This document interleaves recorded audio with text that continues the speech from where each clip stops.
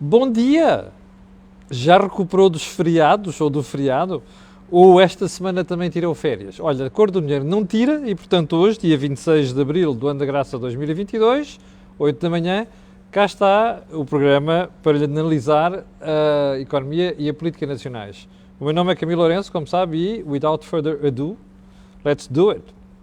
Então, vamos começar o programa de hoje por onde? Naturalmente, pelos avisos e pelo disclaimer. Avisos. Think Tank, hoje, 18 horas, Jorge Marrão, Joaquim Aguiar e Moamem, para analisar o quê? Essencialmente duas coisas. As eleições em França e o que elas significam para a França e para o resto da Europa, e também o discurso do Sr. Presidente da República ontem no Parlamento a propósito do 25 de Abril, que é matéria que eu hoje individualmente também vou tratar aqui. Disclaimer e disclosure, não é disclaimer, é disclosure. O canal A Cor do Dinheiro tem uma parceria com a Prozis e, portanto, quando você for ao site fazer compras, se no cupom promocional, ou seja, na saída, escrever Camilo, tem um desconto de 10%, fora aquelas promoções que nós divulgamos aqui semanalmente, ok? Então vamos lá ao programa de hoje, como sempre, começando pelo período antes da ordem do dia. E para falar de quê? Da compra do Twitter por Elon Musk.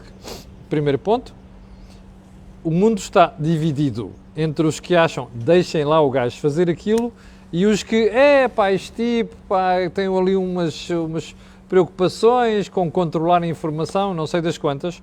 Bom, o Sr. Musk é um marketeer in chief. Ele consegue mobilizar tudo e todos, como se viu com a Tesla, que só agora começa a dar lucros e vamos ver o que é que vai acontecer, mas conseguiu mobilizar muita gente para juntar 40 mil milhões de euros, imagine só, 40 mil milhões de euros, a ajuda a Portugal em 2011 foi 78 mil milhões de euros, veja só a facilidade com que o indivíduo consegue reunir no mercado de capitais, 40 mil milhões de euros, depois de ter o problema de como é que leva os investidores a pagarem os prejuízos momentais da Tesla. Está a ver a capacidade deste tipo? Bom, ele conseguiu reunir 40 mil milhões de euros para comprar aquilo. E agora vamos ver o que é que ele faz. Porquê é que eu trago aqui hoje? Porque, como já percebeu, isto divide a sociedade, fratura, sobretudo a classe política. O tipo vai condicionar a informação, não sei das quantas. Há duas coisas que eu quero dizer sobre isto. Em primeiro lugar, até agora não o vi condicionar nada. Em segundo lugar, o que conta nestas coisas é a concorrência. A liberdade de informação faz pela concorrência. A liberdade não só de informação, toda, mas a liberdade de informação faz por concorrência. Pega aqui em Portugal, o caso de Portugal. Você tem um canal que faz grandes fretes ao governo? Tem. Mas depois tem outros. Há os que fazem alguns fretes também? Tem. Mas depois, repare, há sempre a possibilidade de nós nos diferenciarmos, não é? E nós diferenciarmos é você encontrar outras plataformas e outras formas de fazer informação. Olha, a Cor do Dinheiro, por exemplo, costuma esforçar-se para fazer aqui um bocadinho de contra-informação, no sentido de que não se fazem fretes e a gente procura garantir aqui a liberdade de informação. Está a ver como é que se faz? Portanto, se de hoje para amanhã o senhor Elon Musk começar a fazer disparates no Twitter, atenção que a empresa já não está cotada em bolsa, ou vai deixar de estar cotada em bolsa, e portanto, o que é que vai acontecer? Ele vai perder dinheiro. Ele e quem lá meteu o dinheiro, e portanto, vai aparecer alternativas de certeza. Calma, ok, calma. Deixem lá ver o que é que tipo é capaz de fazer. Há uma coisa que eu sei. Os empreendedores, quando se metem na comunicação, fazem maravilhas. Aliás, o grande déficit da comunicação em Portugal é que não tem gestores profissionais, com raríssimas exceções. E depois você vai ver as contas e percebe a diferença. Faites la liaison, ok? Pormenor. Sabe que Jeff Bezos, o dono da Amazon, comprou o grupo do Washington Post. Veja lá se o Washington Post não voltou a ganhar o vigor que tinha como grande jornal de referência dos Estados Unidos e do mundo. É por aí que nós temos que ir. Bom, segundo ponto, aqui em Portugal, o Chega e a compra da sede do CDS. O Chega fez uma grande jogada de marketing, que foi dizer assim, olha, nós queremos ali aquela número 4, acho que é o número 4, do Largo do Caldas, ali ao cima da Rua da Madalena, na Baixa de Lisboa, que é a sede do CDS. Eu pensava que era do patriarcado, mas parece que, afinal, a autorização tem que vir da Câmara Municipal de Lisboa, não sei das quantas. O Chega fez uma jogada brilhante, que foi, nós queremos comprar aquilo, pagamos 7 milhões de euros, mas se não quiserem vender, a gente está disposto a arrendar 5 mil euros por mês. Parece que o CDS paga atualmente 1.500 euros. Qual é o problema disto? O CDS está à rasquinha, perdoem-me a expressão de caserna, porque com a quebra de votos e de representação parlamentar, perdeu o apoio do Estado. Acho que recebe 22 mil euros por mês, não chega para pagar os funcionários que lá têm, mais a renda. Aquilo é um golpe sério para o CDS. Bom, mas mesmo se não concretize, o que é que se retira disto tudo? Bom, para já eu não acredito que Chega vai comprar aquilo. Isto é uma jogada de marketing. É uma jogada de marketing e provavelmente a jogada aqui é mesmo arrendar. O que interessa nisto é que manteve-se na crista da onda, fez notícia, pôs aquela malta que eu odeio Chega a espumar de raiva e deu uma traquitana no CDS, está a perceber? Eu acho que a história é brilhante. Bom, ponto seguinte, começa hoje a instrução do caso BES. Atenção, esteja atento, porque você vai assistir a tudo e mais alguma coisa a partir de agora. E mais não digo. Ponto seguinte, a missão americana de alto nível que foi a Kiev, a Polónia e a Kiev, a Ucrânia. Anthony Blinken, secretário de Estado, e o secretário de Estado da Defesa, que agora não me recordo do nome, papel brilhante, a mostrar aquilo que é o empenhamento dos Estados Unidos e de uma série de países, 40 países, que neste momento já decidiram entregar armas pesadas à Ucrânia, porque já perceberam uma coisa, o gigante chamado Vladimir Putin tem pés de barro. E como você já percebeu, estas últimas ameaças, que já vêm de algumas semanas, mas retomadas pelo senhor Sergei Lavrov, que um dia alguém vai ter que pôr na ordem, quando ele sair daquela missão. Este indivíduo é uma coisa inacreditável, mas pronto. Vamos à história do Sr. Lavrov. Vejam lá, olhem que a gente arrisca aqui uma terceira guerra mundial com ameaças nucleares, não sei das quantas. É óbvio que nós todos temos que ficar preocupados com as ameaças nucleares, ok? Isso está fora de causa. A questão aqui não é essa. A questão é que com esta história eles vão ameaçando e os outros, tentar que os outros se acorronem. Ora, não pode ser assim. Não pode ser assim. Portanto, algum dia, algum momento, nós vamos ter que fazer todos frente a isto. E fazer frente a isto é aquilo que os países ocidentais estão a fazer, que é ajudar a Ucrânia a derrotar a Rússia, e a Rússia vai sair disto muito, muito mal. Os chineses devem estar a rir-se a bandeiras despregadas da idiotice do Sr. Putin, porque vão ficar a grande potência daquela zona da Ásia, porque, como sabe, uma parte da Rússia está centrada na Ásia. E vamos ver se a seu devido tempo os japoneses não vão arranjar um ajuste de contas com os russos por causa das ilhas Kurilhas, lá em cima, ok? E a ilha de Sakhalina. Vá lá o mapa ver. Isto é história. Bom, já vou aos militares portugueses que comentam nas TV portuguesas, ok? Mas antes disso vou à manchete do Diário Notícias sobre a agricultura, que é uma manchete que, aqui está, agricultura, que é um estudo, acho que é da Fundação Francisco Manuel dos Santos, acho que é, não, é uma coisa da Pordata, não sei o quê. A agricultura perde quase 1 milhão de trabalhadores em 3 décadas.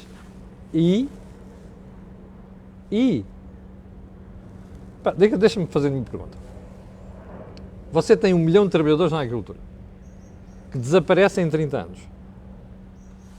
E então, a produção continua.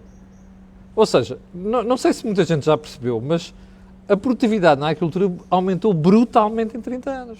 Por isso é que é preciso menos gente. Mas desde que o output seja o mesmo ou até superior, não há problema nenhum. Ou a malta queria manter a malta na agricultura há lá século XIX. Você sabe quanta gente estava empregada na agricultura no início dos anos 70? 25% da população portuguesa. Algum país da Europa tinha 25% de gente na agricultura? Nem a França, nem a Inglaterra, não é? Que são países também com alguma vocação agrícola. Portanto, o que interessa não é isto. O que interessa é a revolução que se fez na agricultura. Adiante. Vamos então à história dos militares na TV portuguesa. Eu estou espantado. Eu já uma vez critiquei aqui o Major-General Agostinho Costa, porque dá a sensação que é daqueles militares que, quer dizer, o tipo é determinado daquele lado, vejam lá, é melhor a malta ter cuidado. Pois, isso é o que ele quer do outro lado. Eu ontem achei inacreditável, porque dá a sensação que esta malta faz o possível por appeasement do Sr. Putin. Porque a uma certa altura da conversa estavam 2 comentadores, o Major-General, a minha colega Helena Ferro Gouveia, e estava a pivô do jornal. E a certa altura, quando se diz, espera aí, mas o senhor está a dizer o quê? Está a dizer que não se deve avançar neste sentido, porque depois o indivíduo daquele lado pode perder a cabeça e faz um disparate? Então, mas espera aí. Então, e paramos por aqui, e depois, quando se percebe que já se foi longe demais nessa teoria, que é, vejam lá, o gajo é maluco, não é?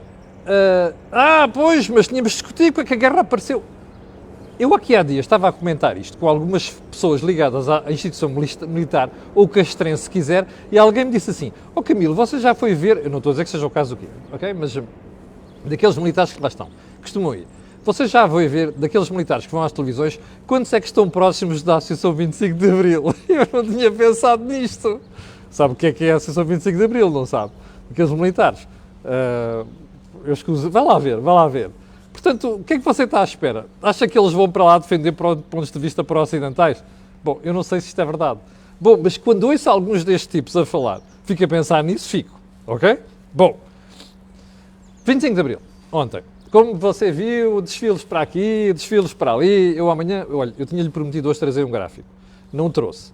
Porque, aliás, tenho o gráfico já feito. Mostrei ontem na CMTV, por volta das 13h20, mas eu vou mostrar o gráfico aqui amanhã. Só não trago hoje porquê? Porque aqui hoje há uma matéria mais urgente, que eu já lhe vou falar qual. Mas no 25 de Abril, você ouviu aqueles discursos de sempre, aqueles desfiles de sempre, e não sei das quantas, o direito daqui, o direito dali. Pá, nós estamos todos agradecidíssimos à malta que fez o 25 de Abril, ok? Nós hoje vemos a democracia, graças a Deus. Temos muito agradecido. Chega! Não é chega de partido, é chega de verbo, ok? Imperativo, chega! Comecem a pensar como é que vão enriquecer o país que este povo merece, não é? Que não é o que está a acontecer. Os outros estão todos a passar à frente. Eu sou de umas lebres, nós somos os coelhitos a correr nesta brincadeira. Eu vou mostrar ao gráfico amanhã, que é para você perceber a dimensão disto. O que é que eu gostava de realçar hoje? Eu já estava à espera que houvesse uma divergência de pontos de vista em qualquer coisa entre o Sr. Professor Marcelo Rebelo de Sousa, Presidente da República, e o Governo ontem. E ela apareceu. Porque Marcelo centrou o seu discurso na defesa. É preciso rearmar as Forças Armadas. É o que ele quer dizer. Você pode dizer assim, é preciso investir nas Forças Armadas. Bullshit. É preciso rearmar as Forças Armadas. As Forças Armadas portuguesas estão na penúria. E Marcelo teve a coragem de dizer isto. Mas, como está chateado, Costa não lhe liga nenhuma mais nada, resolveu alfinetar a sério o Governo nesta área. E eu achei muito bem. Bom, como você viu, e vamos analisar isto com maior detalhe, mais lá em baixo, o Sr. Primeiro-Ministro viu-se e desejou-se para dar a volta ao tema. E, sinceramente, acho que não saiu nada bem. Mas sobre isso, já vamos falar daqui a bocadinho. Agora, porquê é que eu hoje não trouxe o gráfico? Vou-lhe mostrar. Porque há aqui um assunto que você, se tiver estado atento à cor do dinheiro nos últimos meses, desde que eludiu a pandemia, você lembrar-se-á. Olha aqui a manchete do Público de hoje. Grande manchete do Público. Parabéns ao jornal. Mais de 2.800 milhões em garantias ligadas à Covid-19 ficaram por usar. Ouviu bem? Mais de 2.800 milhões. Porquê é que eu disse que espero que você se lembre das coisas que nós dissemos aqui? Quando foi da Covid e você viu o Governo, apoio para aqui, apoio para ali, subsídio para lá, garantias para não sei de onde, eu disse-lhe aqui, atenção, promessas, quantas mais fizerem, mais comem a malta. Depois a malta não se lembra, percebe? Primeiro ponto. A segunda disse-lhe, quando vier a execução orçamental, vamos ver quanto é que isto foi aplicado. Remember? Ou não? Disse muitíssimas vezes aqui na Cor do Dinheiro. Pois aqui está. Então eu vou-lhe ler a chamada de capa do Público. Parte significativa dos apoios do Governo para ajudar a economia a suportar os impactos da pandemia ficou por executar. Curiosamente na área das empresas, que era onde isto pesava mais. Patrões criticam o programa Retomar, que era um dos programas, e o turismo, o setor do turismo, lamenta, entre aspas, excesso de burocracia. Bom, mas para você ter uma ideia mais concreta, eu até lhe vou dizer. Isto é a explicação já do Público no artigo. O artigo é assinado por Luís Vila Lobos, um belíssimo artigo. Dos 5,06% do PIB de garantias disponibilizadas pelo Governo para apoio aos impactos da pandemia, ficaram por executar 1,24%. Com destaque para a linha Retomar, ligada ao fim das moratórias para as empresas. Então é assim, de acordo com a tabela, diz que isto está no Orçamento de Estado. Há muita gente não está com o total Orçamento de Estado como deve ser. Só se pode concluir isto. Agora ouça. De acordo com a tabela de executivo, está no Orçamento de Estado, no anexo, quando estavam em causa 0,47% do PIB, equivalente a cerca de 1.000 milhões de euros, ok? O Público questionou o Ministério da Economia e do Mar sobre o impacto e sobre o valor exato de execução deste apoio, tendo adiantado que até a base tinham sido apresentadas operações de valor agregado de cerca de 10 milhões. Agora veja só, Em causa estavam, aliás, eram 1,24% do PIB, que foi ajustado em 90%, mas no caso da linha retomar, esta foi a única exceção. Bom, o que é que está aqui em causa? 2.800 milhões de euros que não foram utilizados. Você perguntará, porquê? Olha, é muito simples. As empresas não precisaram. Esta malta é muito boa, não houve problemas com moratórios. Não houve não. Então o que é que está aqui em causa? Intencionalidade, meus caros Watson. Sabe o que é a intencionalidade? Fizeram isto assim para dificultar a execução. Percebe? Isto é técnica de António Costa. Ele é um mastermind destas coisas, percebe? Mais o Sr. João Leão, que lá estava quando fez isto. Está a ver como é que se fazem brilharetes orçamentais? Reduções de déficit brutais assim de um ano para o outro e superávites orçamentais quando estava ao centeno? É desta maneira. Isto é outra maneira de cativar dinheiro, percebe? Está a perceber? Bom, mas também não se podem queixar. Foi a própria cor do dinheiro que alertou aqui para nós estarmos atentos durante estes meses todos, porque já sabia o que é que ia acontecer. Bom, eu prometo que amanhã vou trazer o gráfico, ok? Bem, segundo ponto. O meu jornal, o Jornal Negócio Antena 1, entrevistaram o Mário Mourão, o novo secretário-geral da UGT. Carlos Silva saiu de lá, saiu com uma perda brutal de membros dos sindicatos. Eu hei de analisar isso um dia destes, porque acho que não vai parar, mas isso é outra história.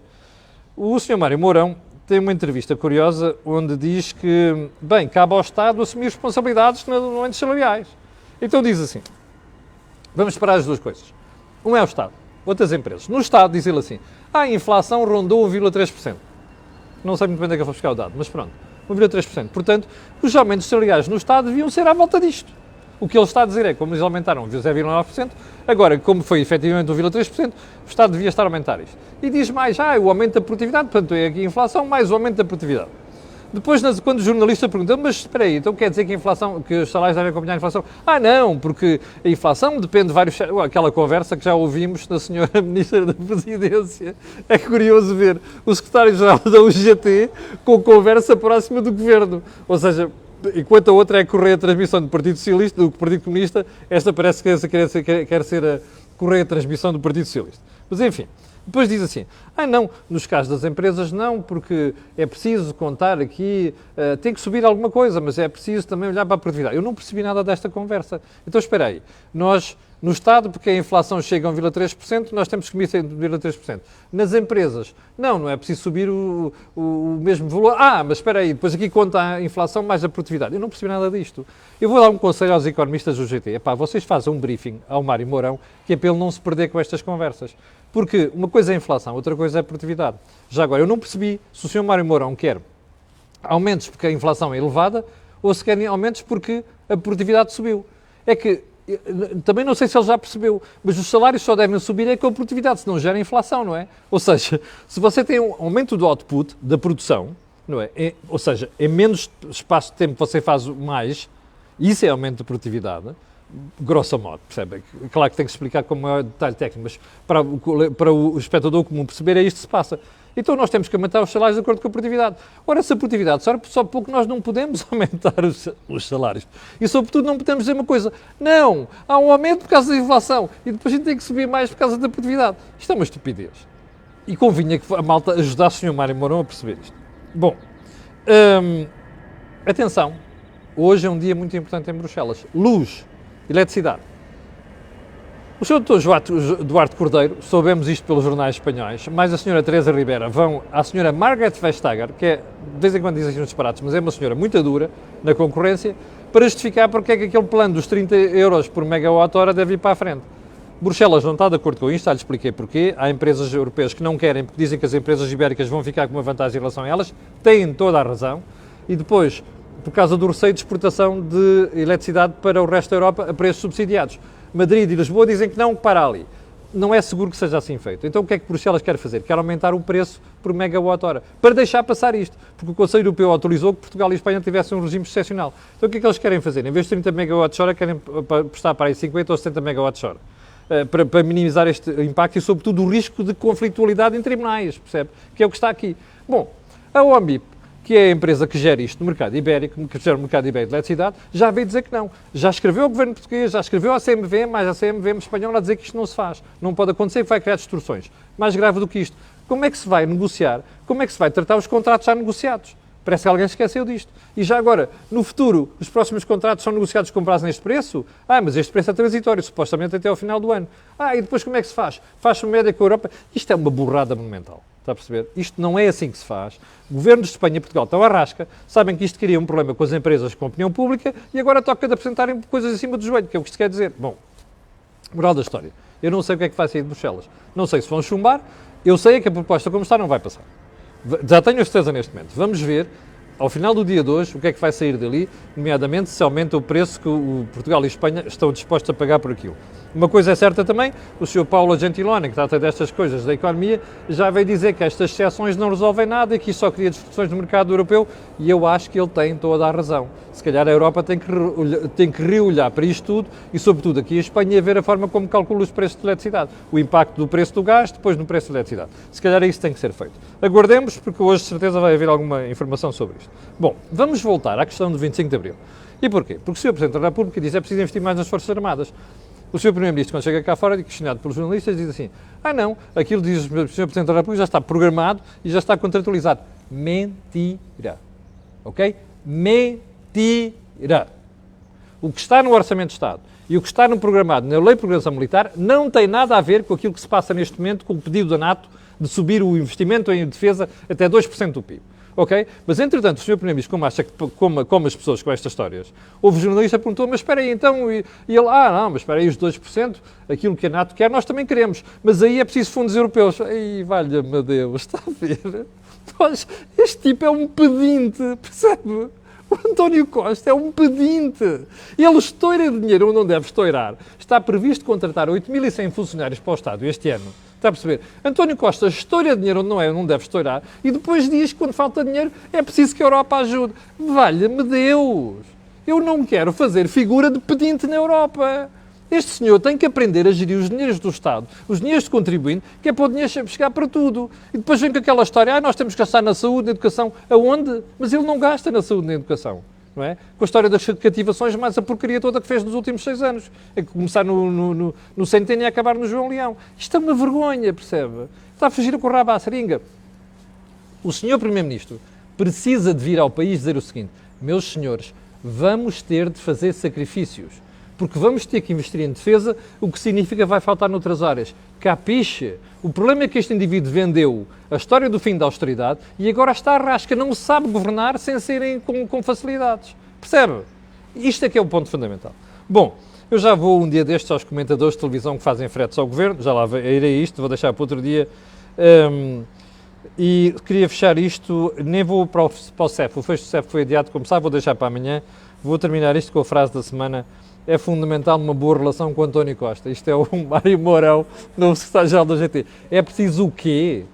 Espera aí, o secretário-geral do GT tem que se dar bem com o Primeiro-Ministro? Desculpe lá. O secretário-geral do GT tem que defender os interesses do GT. Ponto final. Segunda frase da semana, Olaf Scholz, Bundeskanzler, primeiro-ministro da Alemanha. A Alemanha não está a mudar suficientemente rápido, mas nunca mudou tão depressa. Tem toda a razão. Há uma coisa que quero fazer disto: nós não estamos a fazer devido à justiça à Alemanha. Eu, nos próximos dias, virei aqui comentar isso. Muito obrigado, quero agradecer às 7.000 pessoas que ainda agora estavam em direto, quero pedir a estas pessoas e outras que vão ver aquilo que peço sempre: colocarem um gosto e fazerem partilha nas redes sociais. Já percebeu porquê? Aquilo que houve aqui, não houve em mais sítio nenhum. Obrigado, até logo às 18 horas, e para aqueles que vêm Cor do Dinheiro, até amanhã às 8 da manhã. Com licença.